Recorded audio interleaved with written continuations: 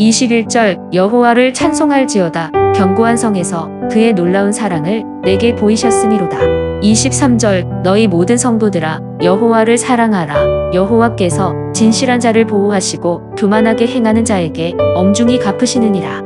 오늘도 우리에게 무례히 행하지 아니하시는 하나님의 사랑을 기억하면서 하나님을 닮아 무례히 행하지 아니함으로 살아가시는 하루가 되시기를 바랍니다. 시편 저자는 하나님을 찬송하고 사랑해야 할 이유를 말씀합니다. 시편 저자가 하나님을 찬송하고 하나님을 사랑해야 할 이유가 무엇이라고 합니까? 포위당했을 때에 하나님께서 놀라운 사랑을 나타내셨다는 것입니다. 포위당했을 때 하나님께서 놀라운 사랑을 보여주셨기에 하나님을 찬송하고 하나님을 사랑한다는 것이죠. 이스라엘이 이집트에서 430년 동안 갇혀 살았죠.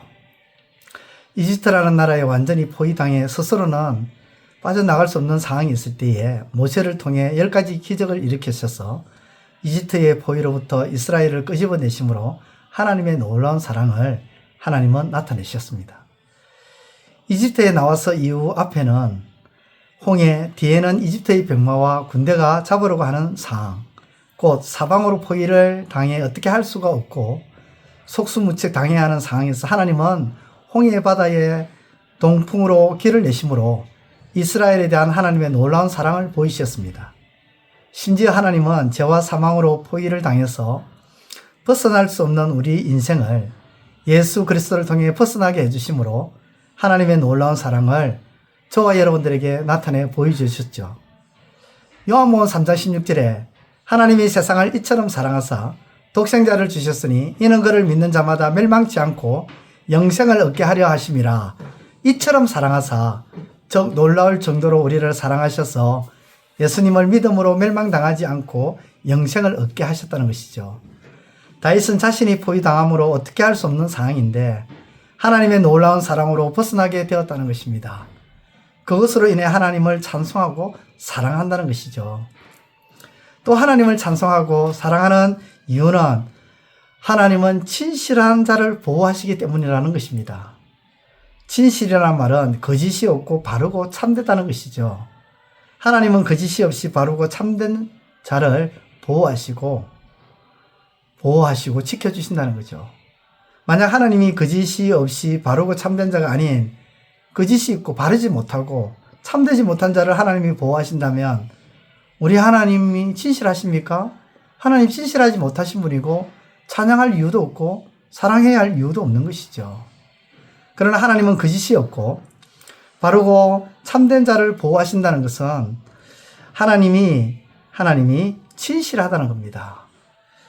하나님은 이집트에 430년 동안 있었던 이스라엘을 젖과 꿀이 흐르는 땅으로 인도하신다고 말씀하셨는데 진실로 하나님은 이스라엘을 젖과 꿀이 흐르는 땅으로 하나님 인도하셨습니다. 에덴 동산에서 하나님은 선악과를 따먹으면 죽는다고 했는데 사탄은 안 죽는다고 했죠. 하나님은 진실합니다. 하나님은 거짓이 없습니다. 언제나 진실하시죠. 노아 시대의 사람들은 노아를 통해 듣게 되는 하나님의 말씀이 홍수로 세상을 멸할 것이라는 그 하나님의 말씀을 들었습니다. 그러나 그들은 그 하나님의 말씀을 들음에도 불구하고 하나님의 말씀이 진실임을 알지 못했죠. 진실이다 하는데도 듣지를 않았죠. 그러나 노아는 하나님의 말씀을 진실로 들었습니다.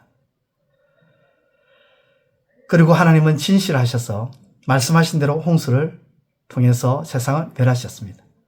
하나님은 이제 물이 아니라 불로서 세상을 멸하신다고 베드로 3장을 통해서 말씀하십니다. 베드로서 3장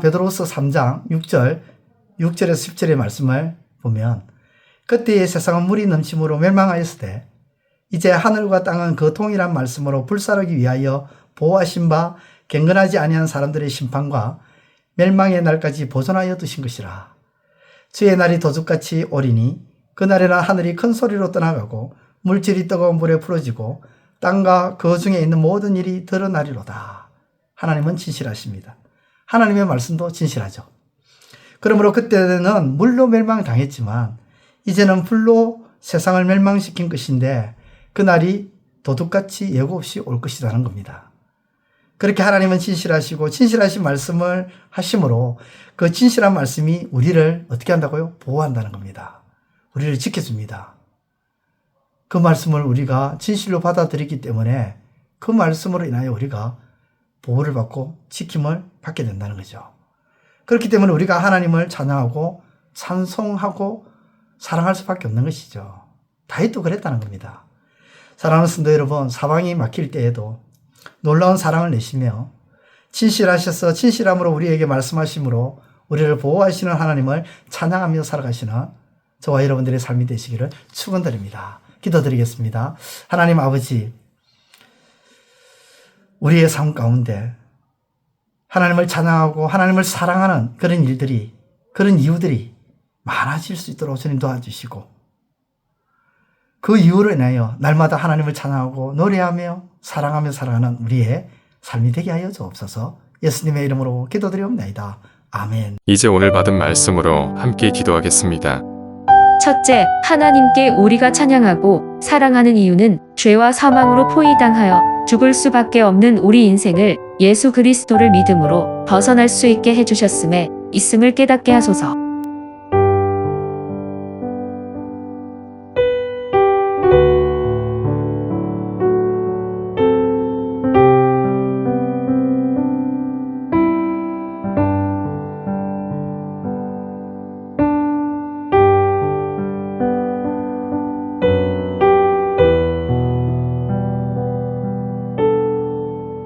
둘째, 하나님은 진실하시고 진실한 말씀을 하시기에 그 말씀을 진실함으로 받을 때 우리가 보호받는 은혜를 누릴 수 있음을 알게 하소서.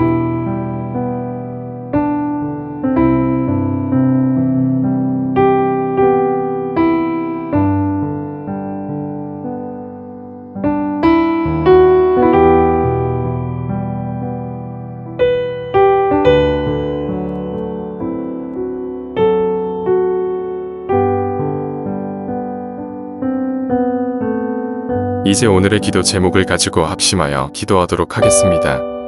첫 번째, 하나님, 타인에 대해 비판하기 전에 비판받을 만한 것이 내게는 없는지를 살펴보게 하시고 혹 비판받을 것이 없다 할지라도 겸손하게 하소서.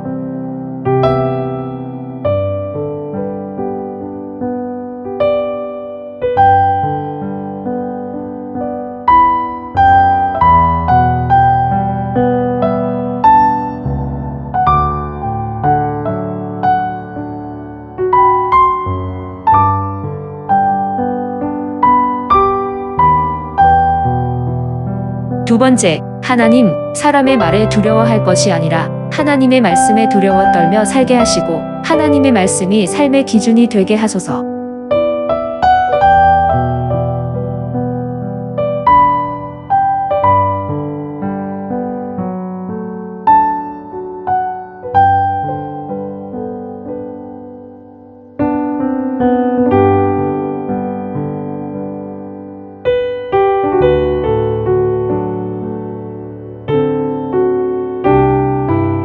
세 번째, 하나님, 한 해가 거의 지나가는 시점에서 하나님께서 베푸신 은혜를 하나하나 되새겨보면서 하나님께 감사로 나아가게 하소서.